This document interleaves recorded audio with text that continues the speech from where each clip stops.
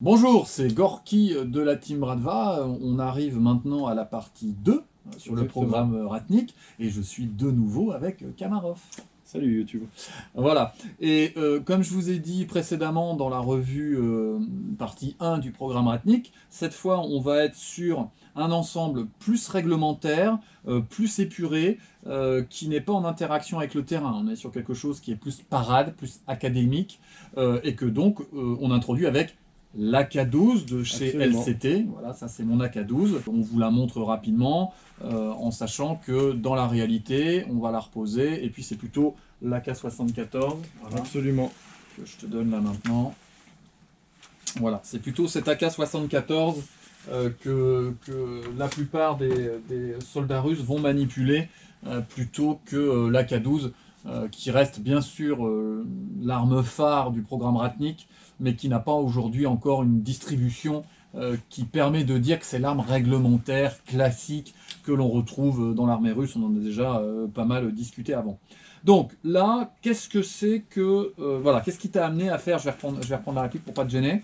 Qu'est-ce qui t'a décidé et pourquoi tu as fait cet ensemble-là? Parce qu'on dit Ratnik, bon bah c'est tout, c'est ce qu'on a présenté précédemment. Et puis là, la tenue, c'est pas exactement ça, tu as fait des choix particuliers. Est-ce que tu peux nous parler un petit peu de ton truc là? Alors, tout d'abord, le premier élément de la tenue qui m'a vraiment amené sur ce set-là en particulier, ça va être la tenue ici. Oui. Donc ça, c'est la 6SH 122 du kit Ratnik. Donc, Ils aiment bien les 6SH. Hein. alors, ils aiment beaucoup trop les 6SH. Et les 6B. Et les 6B. Donc, force à un moment, on parle toujours comprend en plus rien, 122, ouais. en 45, on ça. parle comme ça. Donc la 6SH 6SH 122. 122. Avec les gants qui s'appellent aussi 6SH 122. Donc, À ne pas confondre. À ne pas confondre, mais bon. Donc cette tenue-là, je l'avais acheté sur Grey Shop il y a à peu près 2 ans, lors de leur dernier stock en juin 2021. C'est pas un ripstop non plus là. C'est Si, pas un si. ripstop non plus. Non. Je ne saurais Ça fait plus pas épais dire. que la tenue Ouais. qu'on a présentée juste avant. Ouais. Donc pour vous donner une idée, on est vraiment à mi-chemin au niveau du tissu entre de la Gorka et de la Somrak. Donc c'est pas aussi lourd que de la Gorka selon moi. C'est vraiment, mais c'est pas non plus autant léger que de la Somrak. Donc c'est vraiment un entre-deux. Et cette tenue-là, elle est considérée par l'armée russe comme une surtenue. Ouais. Donc D'ailleurs, tu l'as mis au-dessus voilà, de la au-dessus de la 5e layer, Voilà, exactement. c'est ça. Ouais.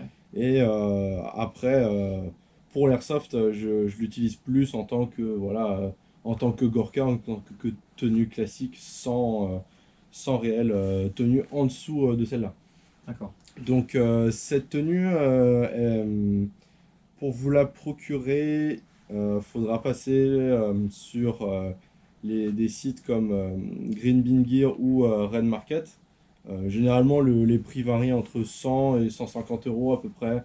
C'est un bon prix pour trouver une CSH 122. On retrouve vraiment pas mal d'accessoires en termes de poches et de style de tenue qui sont présents sur la Somrak et la Gorka. Donc on va avoir les petits passants ici pour le camouflage. Ouais. On va avoir les poches. Sur lequel on peut intégrer d'ailleurs des feuilles artificielles, du filet de combat. Absolument. Ouais. Donc, Des éléments naturels en fait. Ouais. On a aussi 2 poches ici. Voilà. Et puis après, il y a des poches cargo sur celui-ci? Il n'y a pas de poche Non, cargo. pas de poche cargo. On a une seule poche ici pour accéder à nos poches qui sont censées être sous notre pantalon. Ah oui, c'est ça. Donc c'est des Voilà. fentes en fait. Qui Exactement. permettent d'atteindre le pantalon en dessous. Exactement. Ok. Alors après, pour le jeu, franchement, c'est pas très dérangeant de vraiment avoir que. Mais c'est ces pas un peu ouvertures-là. clair comme camo par rapport à nos forêts à nous? Alors, moi, je trouve pas, justement. Parce que ça fait un type EMR, Oui. mais Ça. avec un fond Un fond gris clair et un fond marron. et marron. Ouais. Voilà, pour moi, c'est une tenue que je trouve vraiment très agréable à jouer et très efficace en automne. Ouais. En automne, automne-hiver, je la joue un Mais peu. beaucoup plus clair que l'Islom quand même, Beaucoup que moi plus clair j'utilise que beaucoup. de l'Islam. Ouais. Sur la teinte de camouflage, on va retrouver ce type de teinte un peu sur du Partisan, du Tibetan, pour ceux qui connaissent. Tous ces camos un peu marron, je dirais, c'est un peu du même type et je pense que ça a vraiment son efficacité en automne et vraiment en hiver, quand on est vraiment sur des teintes de feuilles mortes, donc tout ce qui va être marron, orange, Moi personnellement, ça fait depuis 2 ans que je l'ai. Toujours sur ces périodes-là, elle a été relativement assez efficace. Et alors, on trouvera pas ce type de camo pour tes poches et tes porte-plaques, Non, protège-lunettes, absolument. couvre-casque, on le retrouve nulle part. Non, on ne retrouvera pas les seuls. Même pas le protège-casque? Non, même pas le protège-casque. En D'accord. fait, les seuls items que vous allez trouver dans ce camouflage-là, en termes de poche, de porte-plaque ou de couvre-casque, ça va être de l'aftermarket et ça va être des vendeurs privés que vous allez trouver sur Amazon. C'est du custom en fait. D'accord. Ok. Par exemple, je sais qu'il y a sur Amazon quelqu'un qui fait des pantalons avec une coupe un peu G3, il me semble, dont Antonin m'avait parlé. Et c'était des pantalons totalement custom avec ce camo 6SH122. Mais D'accord. du coup, c'est pas quelque chose de. Oui, c'est repris dans de la toile Voilà. 6H122, mais ça n'a rien de Ça réglementaire. n'a rien de réglementaire, de réaliste ou quoi. C'est Donc on pas- va le coupler avec de l'EMR, du On va Digiflora le classique, coupler quoi. avec de l'EMR, du digital classique. Donc voilà, là j'ai utilisé. Je reviens sur la tenue. Il faut noter aussi que la tenue est réversible. Donc on a Ah oui. un côté été sur l'autre D'accord, oui, si tu côté peux le de la montrer, tenue. parce qu'à mon avis, il voit pas. Donc Voilà. voilà. Donc c'est un Ça camo. ressemble un peu à du spectre. Ouais, ça ressemble un peu à du spectre pas Origin, du spectre Non. SKWO. C'est ça. C'est très Ça très ressemble clair très comme. très fort au spectre SKW. Exactement, ouais, c'est quelque Qui chose marche de. très très bien Ouais. en été, hein. En été, Bonzi a ce camo l'essentiel est de ses plutôt tenues comme efficace. ça. Marche très très bien. Ouais, franchement, c'est un camo qui marche vraiment bien en été quand il y a pas mal de soleil et qu'on se retrouve sur des plaines ou même en forêt. Il devient efficace quand les tons de la forêt sont à peu près comme ça, donc vraiment vert clair, un peu jaunasse. Donc c'est vraiment très agréable. Et donc oui, pour le gilet, j'ai utilisé un 6B46 de chez Teshincom, donc Ma version marque civile. fétiche. Voilà, la marque fétiche, absolument. Donc cette version-là, c'est la version civile. Elle n'a pas de protection balistique, mais c'est la dernière génération de 6B46. Et elle est, d'après ce que nous avons pu voir avec d'autres potes russophiles, c'est que le 6B46 version civile dernière génération était beaucoup plus avancé en termes de réglage et de confort que les versions RS Militaire. militaires un peu plus ancienne génération, je dirais, les versions de 2016-2017. Et c'est pas en lien avec l'ergonomie des tissus, c'est en lien avec les systèmes de réglage et de Vraiment, répartition des poids. vraiment avec l'ergonomie des tissus, par exemple, ce genre d'accroches ne sont pas présentes. D'accord. C'est vraiment des accroches avec des boucles et il y a plein d'autres différences comme ça. Faudrait que j'en ai un sous la main Pour vraiment- pointer les détails, mais Ouais. en général, il y a vraiment une grosse différence de confort. Et donc là, t'as mis quoi? T'es en 7 AK Voilà, je suis en réglementaire. 7 AK réglementaire, j'ai mis 4 poches, donc j'ai à peu près 8 chargeurs sur moi. Mhm. Les poches avec flair, bien sûr. Sur le côté, ouais, c'est le petit parti pris de liberté que j'ai pris. Ça, c'est une poche de chez Anna en Atax. Bon, c'est juste pour ma radio, pour ma Baofeng, donc voilà. Parce que tu classique. disais en fait quand tu mets le porte radio officiel Ratnik, Voilà, ça flotte. la en radio fait. elle descend au fond, on n'accède plus à rien, ou bien tu risques de la perdre. Voilà, c'est pas fait pour nos petites radios. Non, ça flotte. C'est Airsofter, pas. quoi. Même si ça ne flotte pas, en fait, on va galérer à la choper au fond de la poche. Ça va être chiant, surtout quand on a des gants comme ça, un peu volumineux, un peu chiant. Donc, c'est vraiment pas pratique. Mhm. Sur le côté, pareil, j'ai mis deux petites poches grenades. Donc, pas tout pareil. J'utilise soit de la Storm 360. On peut y mettre de la Storm 360. Bien sûr, les taggins coupe en version RGD5. Ou alors des grenades fumigènes, elles passent tout juste. D'accord. Je crois que c'est les Enola Gay, il me semble. Enola Gay, ouais. Voilà, c'est ceux qu'on peut se procurer le plus facilement. Ils passent très bien dans ces poches-là. Sur l'autre côté, j'ai mis une petite poche médic, donc une poche Teshincom aussi en OD. Voilà, pas grand-chose à dire de plus. Dedans, bien sûr, je mets le petit kit de soins au cas où. Et puis derrière moi, sur mon backpack, je vais avoir le sac à dos Teshincom. Donc c'est une espèce de gros camel bag Bon, moi je l'utilise pas en tant que camelbag, je mets un peu de tout dedans, donc ça va être ration de 12 heures pour quand je suis en OP, quelques chargeurs supplémentaires, peut-être une ou deux grenades, Ouais, moi je l'ai aussi, il est très très pratique et il va permettre, grâce au passe en molle, de mettre une surpoche. Moi je vais mettre ma poche médic dedans. Il a pas mal d'élastique, donc vous pouvez aussi caler votre cape de pluie. Il est vraiment super intéressant et compact. C'est-à-dire que vous n'avez pas un défaut de silhouette qui va vous exposer aux tirs latéraux. Il est très très compact, très plat, mais comme il est relativement large, vous pouvez mettre pas mal de choses sans être voilà, en surcharge, en mode j'ai mon 25 de patrouille, quoi. De ce point de vue-là, il est vraiment Exactement. intéressant. Alors sur la partie tête, là, Sur la partie tête, j'ai gardé mon 6B47, donc de marque inconnue. ouais, c'est ça, de marque inconnue, De mais de marque bonne inconnue, facture. mais de très bonne facture, car j'avais fait un test avec un 6B45 RS de mon ami Nato Varsao, je le salue au passage. On avait pu comparer qu'en fait, ce casque-là était à la limite plus large En épaisseur de matière, ouais. en épaisseur de matière qu'un RS. C'était à la limite plus large, hein. Et en termes de système de sangle et de fixation, on était vraiment sur du matériel de très très bonne qualité. Apparemment, il était vendu sur Greyshop il y a quelques années, avant le Gearcraft et le Sauron Tactical. Donc, si jamais vous avez la marque ou vous savez comment vous en procurer, bah, et je suis très curieux de savoir où. Parce que là, il n'y a aucun repère, pas Non, il y a d'étiquette. On a aucun vu repère, dedans, il il n'y y a avait aucun pas repère, il n'y avait de- rien, pas de marquage. pas de marquage. Le seul défaut dont je n'ai pas parlé dans l'autre vidéo sur ce casque, ce serait peut-être le montage pour les bras de NVG. Il n'est pas de super bonne manufacture, il faut le dévisser et le retravailler chez soi. Mais bon, après, ça c'est valable pour tous les 6B47 repro qui existent sur le marché, autant les AliExpress que les Sauron, que les Gearcraft. Vraiment, les pas pour mettre des bras de NVG sont vraiment mal foutus et il faut les retravailler avec une Dremel. Ah, moi j'en avais eu un à C'est- une époque, je l'avais présenté quand j'avais présenté mon kit Ratnik, j'ai tout revendu depuis, bon voilà. J'avais bossé à la Dremel, j'avais mis une cale en dessous parce que tu bosses à la Dremel, ensuite ça bouge. Donc que ce soit une NVG ou une caméra, Voilà, tu peux pas avoir un port truc de qui se GoPro, balade.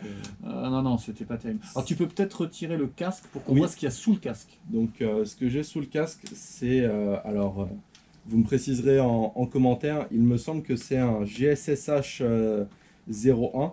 Donc, c'est un casque anti-bruit en fait, qui est inclus dans le kit Ratnik. Voilà, pas grand chose à redire de plus, c'est pas une dépense qui est nécessaire sur le kit Ratnik, mais pour tout ce qui est partie en CQB avec de la taguine ou de la grenade sonore, ou même non sonore, car il y a l'amplification des bruits dessus. Ça peut être intéressant, mais pareil, on va être sur une gamme de prix de 100 euros à peu près, peut-être un peu plus vu la période, hein. Mais Là c'est une version RS ça. ça, c'est une version RS, oui. D'accord, Ça, ok. il me semble pas qu'il existe de copie.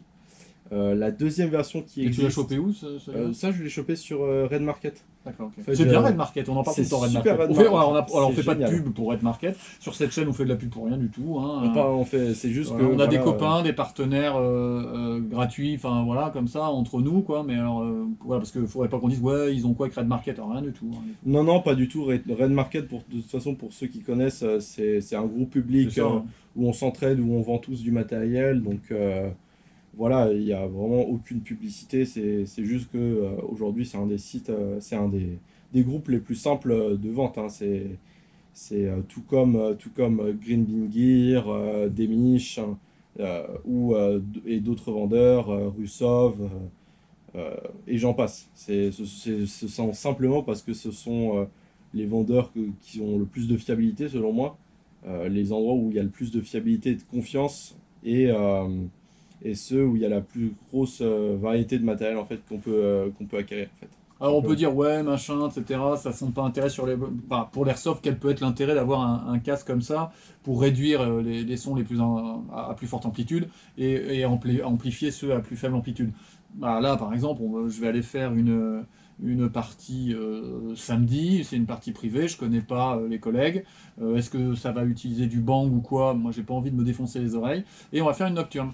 Et sur la nocturne, ben, même si c'est le même terrain, les mêmes personnes, bizarrement, plus personne ne hurle, les progressions sont beaucoup plus soignées, le moindre bruit est important, et un bon amplificateur de son peut faire vraiment la différence. En plus, quand tu es en mode planqué avec ton petit MK23, parce que là, c'est une nocturne qui est hyper sécurisée, on doit utiliser que du PA. D'ailleurs, moi, je recommande à tous ceux qui organisent, parce que souvent ça pose problème, on en parlait tout à l'heure, là, de certaines OP qui se font à l'AEG, à la traçante, et même à 330 FPS, il y a trop de force de frappe en fait, et ça devient assez vite désagréable. Alors que quand c'est full PA, bah, déjà, pour t'engager à 20-30 mètres au GBB, c'est compliqué, puis ensuite il va y avoir les NBB sur les plus longues distances, et c'est pas grave.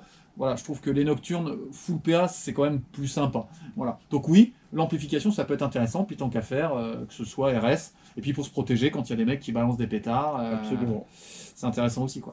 Après, si vous mettez la main dessus, il y a aussi la version avec communication. Donc, pareil, vous me préciserez en commentaire. Je ne sais plus si c'est GSSH 01 ou 02. Il y a un autre modèle avec un micro de communication. Toujours le système de protection, d'amplification sonore et de protection auditive. Le seul bémol, si vous mettez la main sur ce type de système ou que vous voulez l'acquérir, c'est que la connectique est russe. Oui. Donc, Ça marchera pas avec vos radios. non, ça marchera pas avec vos radios. Faut acheter une radio russe. Voilà, une radio russe, si vous pouvez vous en procurer une. Ou alors. Tu connais des modèles de radio russes ou... Pas du tout. Non, pas du tout. Faudrait que je regarde ce qui correspond, si je peux vous mettre ça à l'écran. Absolument. Après, si vous êtes calé en son, je sais qu'il est possible de changer la connectique, tout simplement. Et de la remplacer pour la connectique qu'on a sur les Baofeng, par exemple. Il me semble que c'est du double jack, je voudrais pas dire de bêtises. Mais, qui pourrait être compatible du coup. Qui pourrait être compatible du coup, absolument. Alors, est-ce qu'on a fait le tour de ta tenue? Est-ce qu'on a fait le tour de ma tenue? Il me semble que oui. Et une tenue dont on voit qu'elle est tout de suite, parce que là on est sur le soldat de ligne classique, pas de PA, Exactement, pas de holster. Pas de PA, pas de holster. Voilà, simple de chez simple, quoi. Hein. Vraiment, on va au plus simple. Ça, c'est vraiment un kit dont je me suis inspiré via les parades qu'on peut retrouver le 9 mai chaque année en Russie. Les corps de VDV, en fait, ils paradent souvent avec vraiment le 6B46, leur 6SH122, leur 6B47, et après, j'ai Une rajouté AK-74. une AK-74, ou alors justement pour la parade, la belle AK-12. Ouais. Après, sur le terrain, les unités de VDV, oui, sont vraiment plus équipées avec des AK-74. Quelques-uns ont quand même des AK-12, et justement, en fait, on va retrouver quelques types d'armes un peu plus exotiques, on va dire, entre guillemets, des armes un peu plus modées, on va dire. Donc, justement, certaines troupes professionnelles, en fait, vont avoir une plus grande liberté de matériel sur le terrain, en fait. Donc, on va retrouver, par exemple, des AK-74MN avec des garde-mains un peu tacticulisés, avec de la poignée, de la lampe, pas forcément Zenitco, il faut le souligner, il n'y a pas que Zenitco, il y a aussi beaucoup de marques locales ou même des marques achetées à l'étranger du coup avant le conflit. On va retrouver aussi pas mal d'opérateurs qui utilisent des silencieux, de l'EOTech en termes d'optique, du Comp M4, du Spectre. On va trouver vraiment vraiment une grosse variété d'accessoires que les troupes professionnelles installent sur leurs armes en fait. De toute façon, on en parle, et c'est toujours l'expression de Krychek quand il dit voilà, en fait, il n'y a rien qui résiste à l'épreuve du terrain. Exactement. Il n'y a rien qui résiste à l'épreuve du terrain. Donc blablabla, les parades, les trucs et les machins. Et puis ensuite, quand tu es sur le terrain, là, Kamarov me parlait d'une photo où le mec, en fait, il a une genouillère que d'un côté, d'accord. Enfin, il a eu deux genouillères en dotation, et il les a mis les deux sur la même jambe. Il en a mis une sur le genou, et sur la même jambe, il l'a mis sur le tibia. sur le tibia, légèrement déporté. Bah, qu'est-ce qui s'est passé? C'est à un moment donné, il a été en situation de tir où il a passé beaucoup de temps dans une tranchée, toujours sur le même appui, toujours sur le même côté. Il a eu des abrasions ou des douleurs ou des bleus toujours du même côté, et donc il a retiré la genouillère, puis il l'a mise du côté où ça frotte. Ça fait bizarre, mais en fait, tu as envie d'arrêter d'avoir mal. Et donc, en fait, la tenue, elle s'adapte à la réalité du terrain. C'est ça. Voilà. Donc, quand à un moment donné, on regarde les photos de ce qui se passe sur le terrain, eh bien, on se détend sur le ouais, mais non, comment ça, tu prends de l'éotech, c'est pas possible. Oui, mais ça, on parlait là tout à l'heure de soldats russes qui se sont retrouvés, on ne sait pas comment, avec de l'uniforme, enfin de la tenue. De la tenue en MM14. Voilà. Ukrainienne. Donc, ukrainienne. Voilà. D'accord. Mais parce qu'à un moment donné, bah, ils ont peut-être chopé un truc qui était mieux que le matos qu'ils avaient eux. Donc ils vont pas dire ouais, moi je suis russe, j'aurai froid ou je serai mouillé.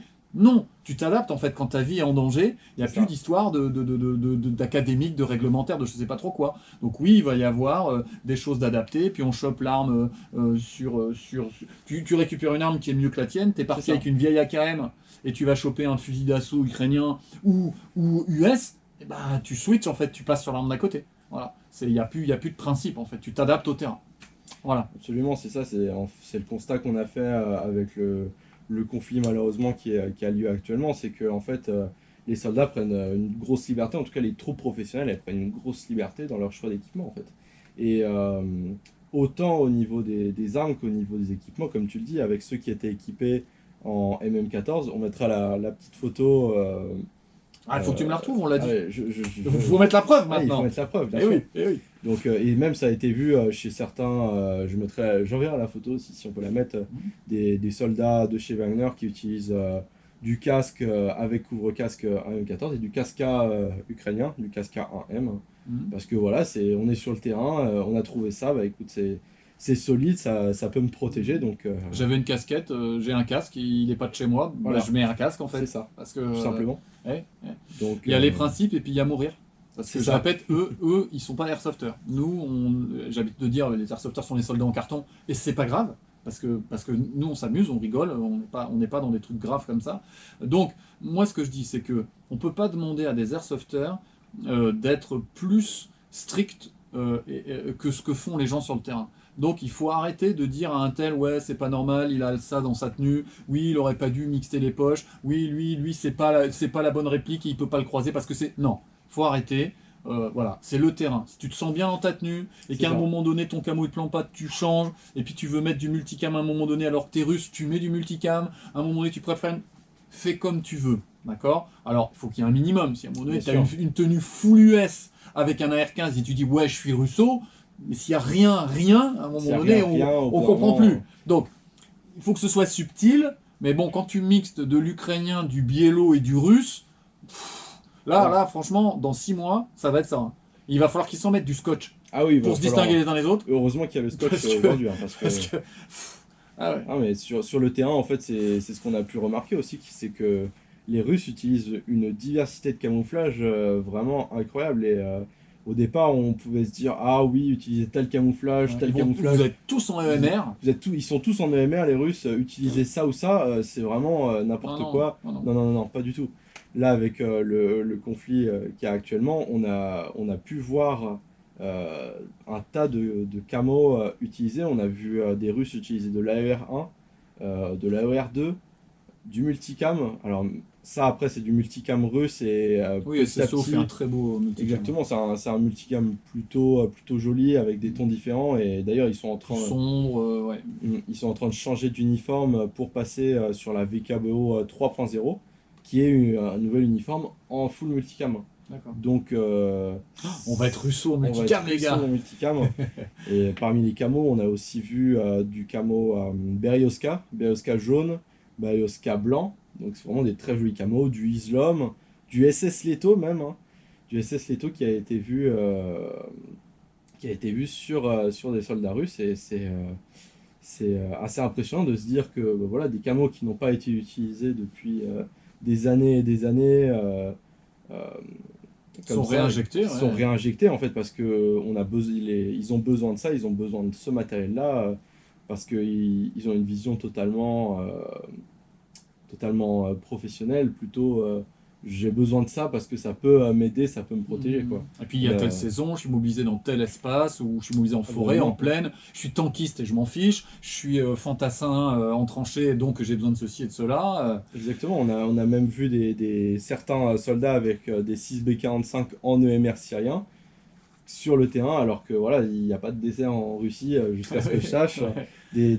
Pareil, des Russes avec des tenues. Ah bah tiens, tu peux peut-être la montrer, tu as une tenue Je là. peux peut-être pour la montrer, conclure. absolument, pour conclure. Pour conclure. On Donc, c'est- vous la présentera à un moment où elle sera complète. Exactement, donc ça c'est du camouflage en EMR syrien. Ouais. C'est un très très joli pattern de camo, et même Bien. sur, voilà, on va le voir sur le style d'uniforme, c'est vraiment quelque chose... Avec un intérieur en maille aéré, Exactement. super agréable.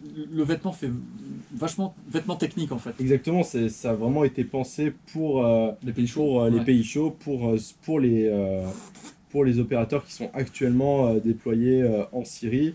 Et Donc ça c'est une tenue d'été. c'est une tenue vraiment d'été. fantastique là. Chez nous, je veux dire pour chez nous. Ah oui, hein. pour chez nous, franchement, pour l'été, je l'ai joué quelques Ça fois. fait une petite coupe blouson là, un peu là. Exactement, c'est Elle une est- elle est petite sympa, coupe hein. blouson. Là. Pareil, j'ai pris la Ça va petite. être mignon là-dedans, toi. Et Ouais. après, mais alors, Voilà. le problème, pourquoi on la présente pas, c'est que t'as que la tenue. Pour l'instant, j'ai que la tenue, exactement. J'ai le T'as la couvre-casque. casquette J'ai la casquette qui arrive. Ouais. Ouais. J'ai le couvre-casque qui arrive bientôt. Merci toujours à Rustov avec Kira 545. Et voilà. Normalement, la tenue devrait être complétée d'ici la fin de l'année avec le 6B45 syrien qu'on pourra présenter ici, et qui est franchement très exotique. Mais je pense que pour du jeu en été, en plaine, ici, je pense que ça peut être un camo jouable. De toute façon, il y a plein de joueurs plutôt qui jouent avec des tenues ricaines, qui jouent bien en AOR1, en camouflage, en BDU 3 couleurs, en BDU 6 couleurs, et qui pourtant sont pas si facilement repérables que ça. Donc je pense que ça pourrait être utilisable tester. ici. C'est à tester en fait. Hein.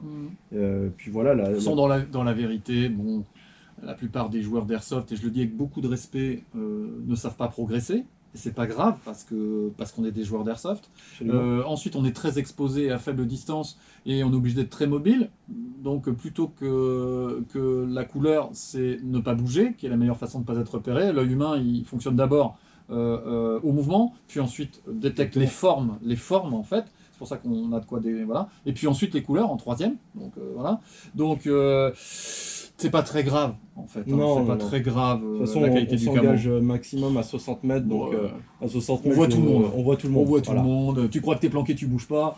Ouais, bon, Donc voilà. faut vraiment être en mode feuille, sniper avec la guilly complète, Voilà. dans le bush. Là, oui, Shocker lui disparaît, hein, y a pas de Absolument. problème. Il est très efficace sur le Voilà, on va conclure là-dessus parce que sinon on va encore vous mettre 45 minutes puis qu'on est Voilà. on est là depuis déjà des heures et Des qu'on heures, a du le mal à temps passe passer en très vite. studio parce qu'on bavarde. C'est ça quand on est passionné. Bon, la prochaine fois qu'on se voit, tu nous amènes tout un bazar de chez AliExpress. C'est ça, absolument.